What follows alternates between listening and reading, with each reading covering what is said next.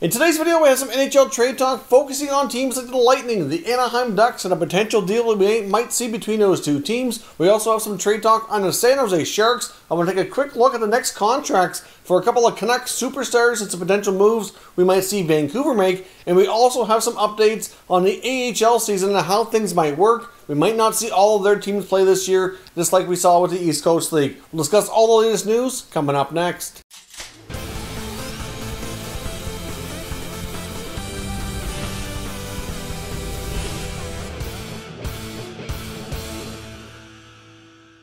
Before we jump into today's video, just a quick promotion here as well. We do have a big sale going on Top Shelf Hockey merchandise. If you order here in the next little bit, you'll have plenty of time to receive your orders before the Christmas holidays as well. By using promo code TSH20, you can get 20% off your entire order. There is no minimums as well. Of course, we got t-shirts, hoodies, hats, all kinds of great merchandise. So go ahead and check it out. Use the promo code, and of course, all of your support is greatly appreciated. We have a variety of things to talk about here today. First up, I want to talk about the news on the latest on the AHL season and how things might go this year after reading excerpts from a recent interview with AHL Commissioner Scott Housen talking about how things might go. Now, of course, one of the big things he reiterated here in his interview was that the American Hockey League they really can't finalize anything until they have the NHL finalize what they're doing. Ultimately, most of their franchises are owned by NHL teams, and of course, you know, what they do kind of impacts what the American Hockey League does, where it's their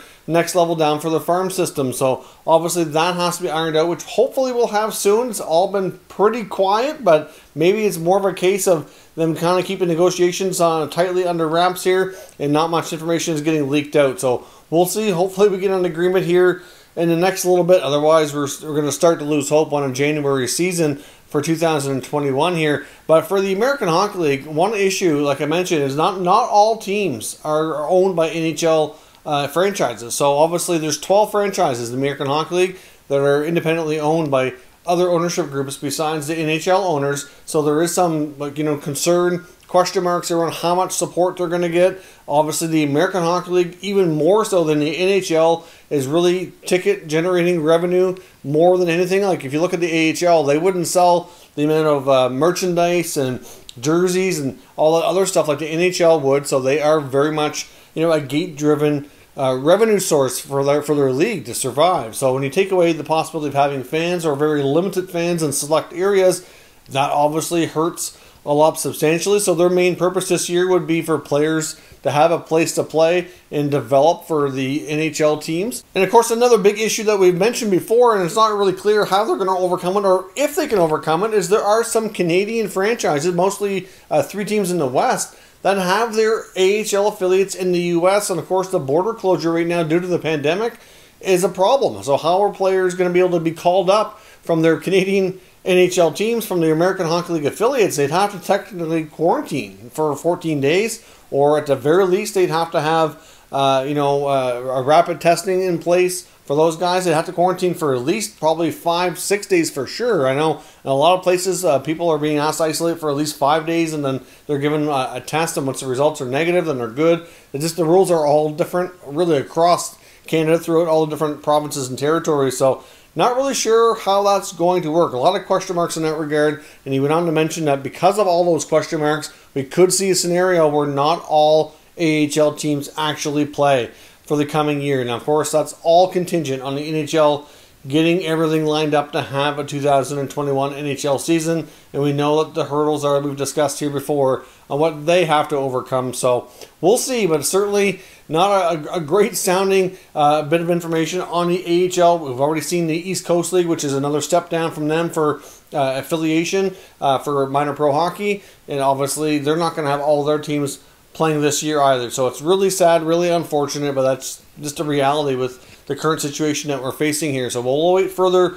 word and obviously on their decisions, but that likely won't come until once we have some final decisions from the parent teams in the NHL. Now, next up, I want to take a quick look here at the Vancouver Canucks. Now, of course, I want to look at some information from Thomas Drance here, the Athletic, discussing the next contracts of Quinn Hughes and Elias Pettersson, who are obviously budding superstars, having tremendous starts to their NHL careers, and are both entering the final years of their entry-level deals, and are going to need to be signed after the coming season. Now, of course, they could get those contracts done pretty much any time now. They could wait till the end of the season. We see some RFAs right now that are still not signed, like a Matthew Barzal, for example, dragging things out. You saw many of the potential pending RFA class that would have been up this year signed early, like a Thomas Chabot, for example, a prime example of that. So, you know, these guys are the next kind of generation in Vancouver, and you know that they're going to be eating up a big chunk of their salary cap in due time. So obviously the Canucks need to be prepared for that, and they have their own cap issues here right now. Fortunately for the coming season,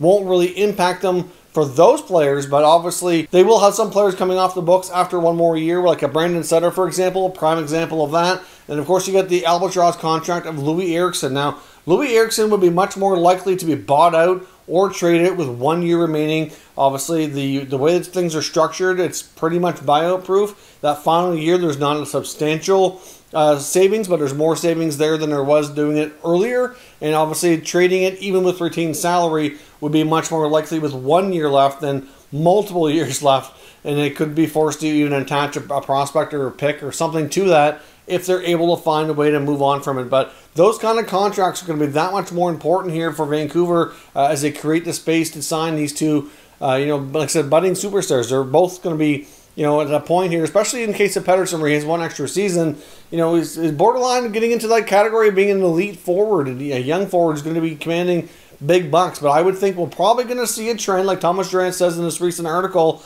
that we will see bridge deals for these two players. More than likely 2 or 3 year contracts. The Canucks might even want to prefer here that they do not sign identical terms so that they're expiring at different times. They obviously have some other, you know, fairly big contracts on their team right now with different terms as well. Guys like Horvat and Besser. So they likely would like to have it all staggered out so they don't have too many guys coming due at the same time, which is, you know, good strategy on team's part. Partially due to cap raises and how that's going to impact over the next few years. And at the same time, you don't want to be at risk of losing too many guys at one time as well and have like a mass exodus. But if these guys do bridge deals, then they'll still be RFAs at the end of the contracts, but they probably could be as little as 1 year away from being a UFA, depending on what kind of terms that they do here. So they want to be careful in that regard. But I would think that, you know, Pettersson and Hughes are going to both be looking at big money if they did long-term deals.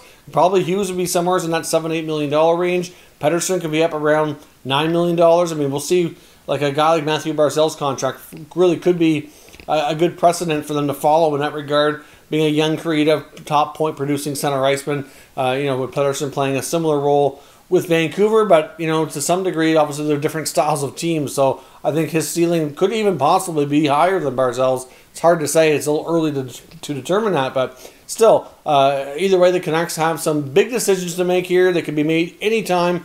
I don't think they're going to rush into this. I think from a player's perspective, they'll probably want to drag things out a little bit. I would think they'd want to get another season under their belt here just to see how far they can push their performance so they can command the most money. And from a team perspective, I probably wouldn't want to wait too long either. But at the same time, the sooner they get these done, the sooner they can project their cap situation with them being included on their next contracts, which is obviously going to be important. And you can throw Thatcher Demko into the mix of players going to be needing new contracts sooner than later as well. So his season coming up is going to be huge in that regard. They get Holtby on a short-term contract. So, you know, obviously the plan likely would be to give Holtby the ball to run with when his next contract kicks in. It would be my guess here what they're hoping for and planning for if everything goes well. So let me know what you think from a Canucks perspective here. What kind of contracts are Hughes and Pettersson going to end up doing? Do you agree with the position here of Thomas Durant that, like many other RFAs in the current climate, that we're going to see bridge deals, which will hopefully kind of help the Canucks save a little bit of money short term while these guys continue to grow and develop into being top stars in the NHL. Now, next up, I want to take a look at a mailbag article as well from Kevin Kurz of The Athletic, talking about some potential moves we might see in San Jose. Now, one question he was asked, which I found very interesting, I want to take a look at, would be if he saw them trading either Vlasic or Burns, especially if the Sharks are going to end up being a lottery team this year and do not bounce back to be a top playoff team. Now, he went on to mention, of course, that both have a form of a no-trade clause where Vlasic's contract gives him a full no-trade, so that makes it even more difficult to move. And in the case of Brent Burns, he has a 3-team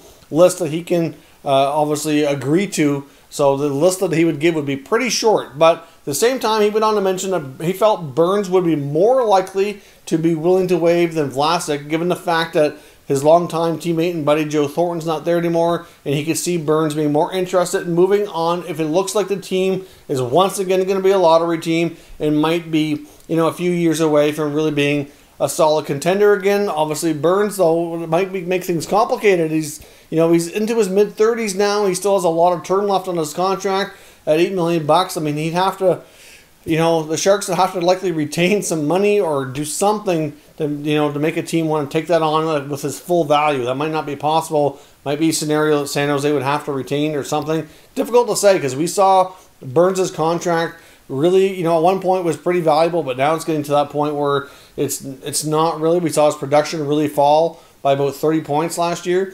So obviously this coming season, we'll see how he bounces back, and if he produces at a better level, maybe teams will be more likely to be interested. But be interesting to see what the Sharks do this year. I'm not entirely convinced they can bounce back and really be a playoff contender based on what they've done this offseason. We haven't seen a ton of change in that team.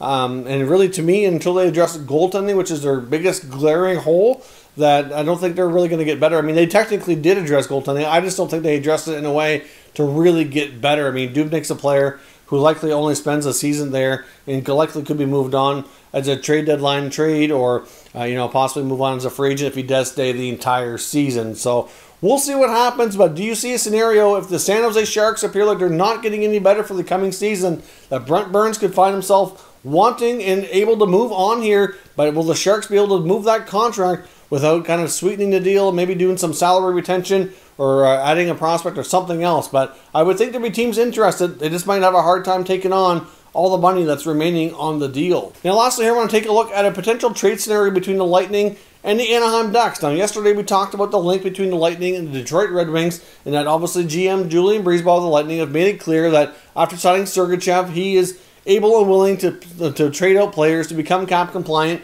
and he's working hard on that. And we've heard basically, guys like Tyler Johnson is the prime target, but they likely have to move out potentially 2 players, not just Johnson. And we've gone through the usual suspects here on a number of occasions. But I found another article today linking them to the Anaheim Ducks as well. I mean, like I said yesterday, the Red Wings are not the only team who can pull off this kind of trade. And anybody really with a player that's not expected to return, that has a long-term injury reserve implication, could possibly be factored in here. We could see the Lightning use a strategy that we saw a team like the Maple Leafs use last year, where they move out a roster player like a Johnson, for example, at $5 million, but then also take back a contract, a long-term injury reserve. So it'd be a way for them to kind of maximize their cap space, because they'd be moving out a contract at $5 million, and then they'd be able to have a contract go on long-term injury reserve as well. So it'd be a way to possibly get them some little bit of extra room. Kind of depends on the contract coming back. But for example, with the Anaheim Ducks, we have a contract like Ryan Kessler, another guy who's not expected to return, making well over $6 million. So obviously that could be a contract the Ducks could trade. Now the Ducks are a situation as well, though, that they have some tight cap space going on as well. They might need to take on another contract. They might need the Lightning to take something more back than just a Kessler contract that could be used on long-term injury reserve. But there has been rumored interest that the Ducks would be interested in Tyler Johnson, but they may not be able to take it on at the full $5 million cap hit. But the talk is that Bob Murray does have interest in the player. So if they could find a way to make that work, it's another scenario that we could see the Lightning kind of exploit some of the rules here and take on an LTI era contract to possibly get them a little bit of extra room, because they still have to sign Cirelli, they still have to sign Chernak, and they don't have enough space by trading out Tyler Johnson that would accomplish that. Now, another tidbit here on the Lightning as well is Elliot Friedman put out a recent podcast here just in the last 24 hours. And in that podcast, he talked about the fact that he feels like a guy like Alex Killorn is going to be moved as well. Not that they really want to, but they might not feel like they have much choice in the matter. That Killorn has a modified no trade, which protects, I think it's 15 teams. So that gives them half the league to talk to without getting him to waive. And as much as they'd like to retain him, that it's just not in the card. So Johnson and Killorn would be the prime trade candidates according to Friedman. So I think Killorn would have a little bit more interest than Johnson would right now. So we will see, but apparently the rumor is right now that the Ducks do have interest in Johnson, and we could see once again a trade take place between these two franchises that could involve a long-term injury reserve contract going back the other way. Now, another team to mention as well that could possibly be in a similar scenario would be the Blue Jackets. There was rumors earlier this offseason they were looking to trade the contract of Brandon Dubinsky, who is expected to basically be retired at this point, not expected to play anymore, and has some term left on his contract as well at a fairly hefty amount. Now, the Jackets are not in a situation right now where they would need to have LTIR kick in. They're not as tight to the cap as some teams, so it could be a situation where they trade that contract to a team like the Lightning, for example, that are tight up against it and need to find ways to work it out, and obviously they could get back some players or assets or sweeteners for helping them out in that regard. So the Jackets are also another team like the Ducks who would have a player that kind of fits that criteria where we could see a potential trade take place. And the Jackets especially too are also still rumored to be looking at a guy like Mike Hoffman, but we'll see. There hasn't been much talk on that front here in some time either. So that is all your news and rumors here for today. So of course, as always, I want to know your thoughts and opinions down below. So make sure you leave some comments and we'll discuss further. If you're new to the channel, consider subscribing and turning on your notifications so you don't miss any future content. And give this video a thumbs up if you enjoyed it. I'd appreciate it if you did. As always, thank you for watching, and I'll catch you next time.